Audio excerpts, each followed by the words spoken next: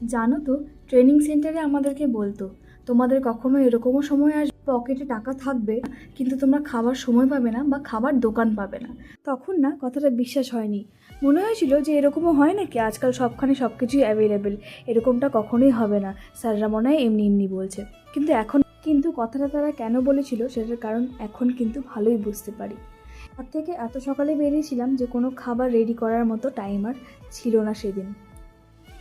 তারপরে আমরা পৌঁছে যাই অলমোস্ট 6টা থেকে 6:30টার মধ্যেই জগদ্দলে, যেখানে কিন্তু এর আগের ভিডিওতেই আমি বলেছি আমাদের মাননীয় প্রধানমন্ত্রীর আসার কথা ছিল, আর সেটারই ছিল এইটা আমাদের ডিউটি স্পট।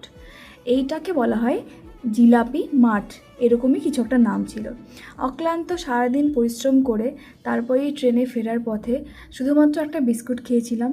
তারপরেই দেখো আমাদের এই অবস্থা, সারাদিন না খেয়ে না দিয়ে আমাদের এরকমই ডিউটি করতে হয়। তো সেই জন্যই আমরা বললাম যে অনেক সময় আমরা খাবারও সময় পাই না বা খাবার দোকানও পাই না কিছু কিছু সময় এরকম। তো এটাই হচ্ছে আমাদের লাইফ, এরকমভাবেই ডিউটি করতে হয়। ট্রেনিং সেটের কথা সত্যি।